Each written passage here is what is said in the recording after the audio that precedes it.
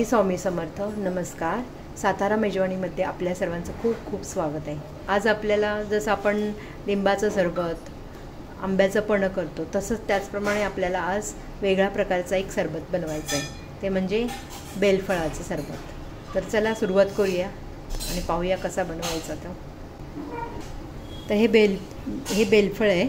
हे असं आपल्याला पिकलेलं पाहिजे असं सरबत आज आपण करायचं आहे. प्रथम मी पहिलं फोडून घ्यायचं, त्याचा गर काढायचा आहे आपल्याला. तर मी आता फोडून घेते.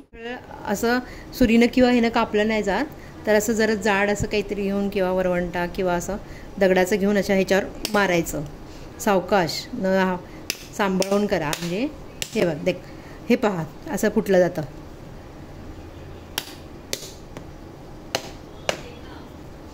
हे असं फुटलं जातं. त्या सुरीने फोडू नका, असं जाड दगडानेच त्याच्यावर थोडं मारत जायचं आणि फोडायचं.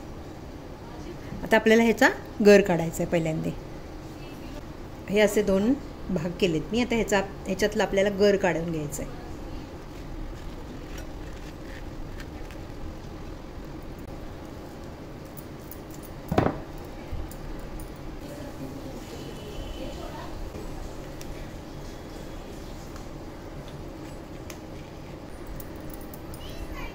सगळं आपलं आता गर काढून झालेलं आहे. त्यात आपल्याला पहिल्यांदा थोडं पाणी घालायचं आहे, थंड पाणी घालायचं आहे. साखर ही पिठी साखर आहे, म्हणजे बारीक केलेली पावडर आहे साखरेची. ते मी 2-3 चमचे घालणार आहे.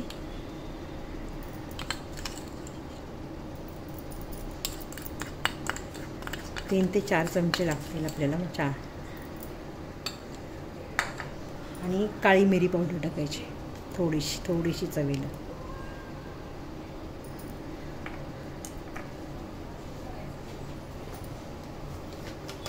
आणि आपल्याला ह्याच्यामध्ये थंड पाणी घालायचं आहे. साधं पाणी घालू शकता, पण आपलं थंड चव जरा छान लागते. आणि हा जो सरबत आहे ना, तो मिक्सरला लावायचा नाही आहे, आपल्याला हाताने करायचा आहे. संपूर्ण हाताने असा त्याचा ज्यूस पाण्यामध्ये मिक्स झाला पाहिजे, चांगला एकजीव झाला पाहिजे चांगला. स्वच्छ हात धुवून व्यवस्थित हाताने असा ज्यूस हे करून घ्यायचा, मॅश करून घ्यायचा सगळा. पाणी, साखर आणि जो आपण ते बेलफळाचं जे गर काढला आहे तो गर. आणि हा सरबत उन्हाळ्यासाठी खास खूप उपयोगी आहे, हेल्दी खूप आहे. पण आपण हा सरबत बनवत नाही, मुलं पित नाहीत. जसं तुम्ही बाकी कुठले कोल्ड्रिंक पिता, सरबत पिता, त्यामध्ये पण हा ॲड करा. सकाळी असं जेव्हा आपण नाश्ता करतो त्यावेळेला एक थोडा अर्धा ग्लास पिला तर चांगलं आहे. उष्णता कमी करते, आपल्या शरीरातली हीट कमी करतं. असं पूर्ण तुम्ही एकजीव करा छानपैकी. एकदम इझी आणि सोपं आहे. थोडं अजून पाणी घालूया आपण. जास्त पाणी घालायचं नाही आहे.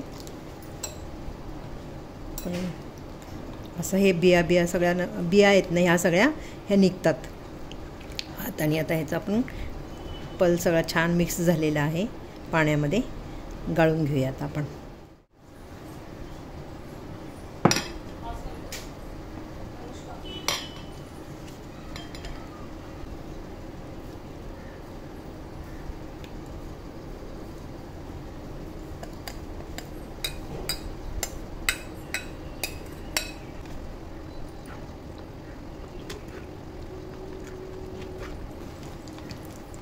असा हा ज्यूस गाळल्यानंतर जे चोथा निघतो तो बाजूला काढून टाकायचा.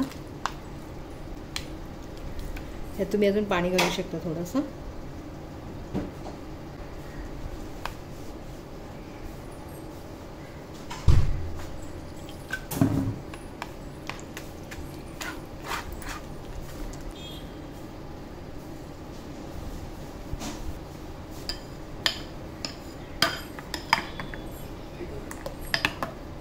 बेल सरबत आपला तयार झालेला आहे.